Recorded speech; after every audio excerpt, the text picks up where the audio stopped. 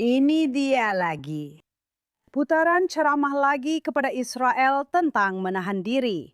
Paduan suara internasional kembali menuntut deeskalasi.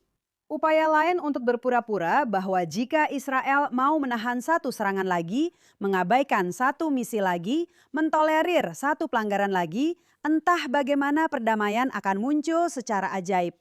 Tapi bukan begitu cara kerja Timur Tengah. Israel tidak bangun kemarin dengan mencari pertengkaran.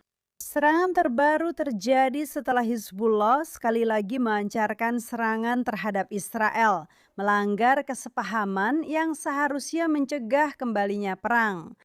Israel membalas dengan menyerang target-target Hizbullah di pinggiran selatan Beirut, sebuah wilayah yang telah lama menjadi salah satu markas utama organisasi tersebut. Dan disinilah percakapan internasional menjadi sengaja tidak jujur. Dunia terus membicarakan Hizbullah dan Iran seolah-olah mereka adalah aktor yang terpisah, padahal tidak. Hizbullah bukan sekadar gerakan politik Lebanon yang sesekali menerima dukungan dari Iran. Ini adalah proyek militer luar negeri Iran yang paling sukses. Organisasi ini dibentuk, dipersenjatai, didanai, dilatih, dan dipertahankan oleh Teheran. Persenjataan, doktrin, kepemimpinan, dan tujuan strategisnya tidak dapat dipisahkan dari ambisi regional rezim Iran. Itulah sebabnya setiap kali Israel menghadapi Hizbullah, Iran bereaksi seolah-olah dirinya sendiri yang diserang. Karena dari sudut pandang Teheran, Hizbullah bukan sekadar sekutu, melainkan perpanjangan kekuatan Iran di perbatasan utara Israel, sebuah pangkalan operasi maju yang dirancang untuk mengancam Israel dan memperluas pengaruh Iran di seluruh kawasan. Dan mari kita ingat apa yang sebenarnya telah dilakukan oleh Hizbullah.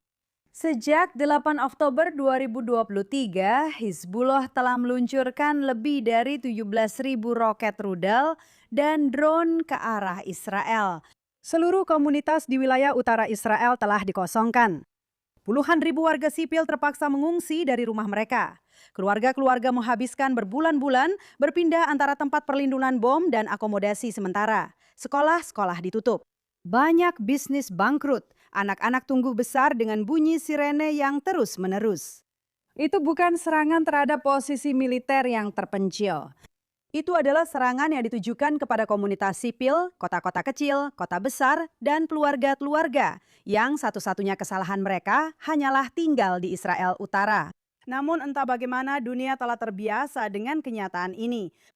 Ribuan roket ditembakkan ke warga sipil Israel dan harapannya adalah Israel seharusnya hanya menerima serangan-serangan itu, menahan diri, dan menunggu diplomasi membuahkan hasil. Namun perang yang belum selesai tidak akan tetap belum selesai.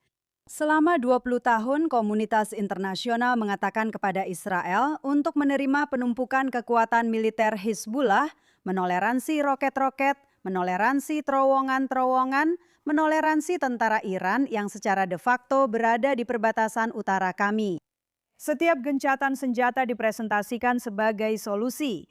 Setiap inisiatif diplomatik dipuji sebagai terobosan.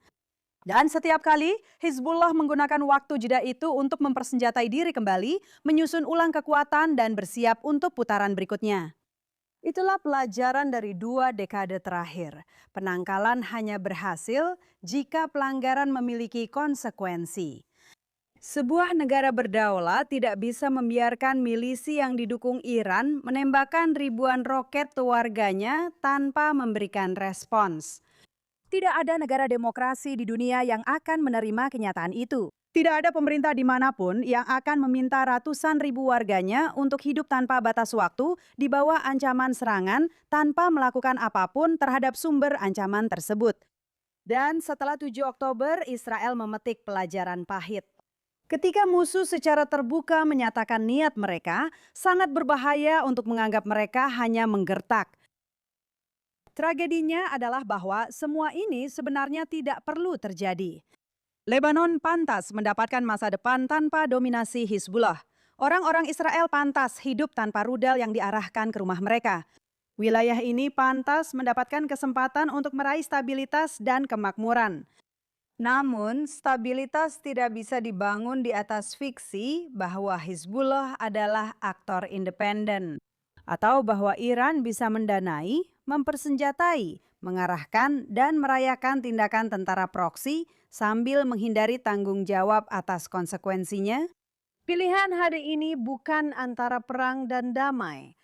Pilihannya adalah antara menghadapi ancaman yang sudah menembakkan lebih dari 17.000 roket, rudal, dan drone ke penduduk Israel atau membiarkan ancaman itu menjadi lebih kuat lagi besok.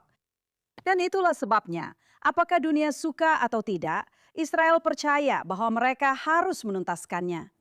Tujuannya bukanlah perang tanpa akhir.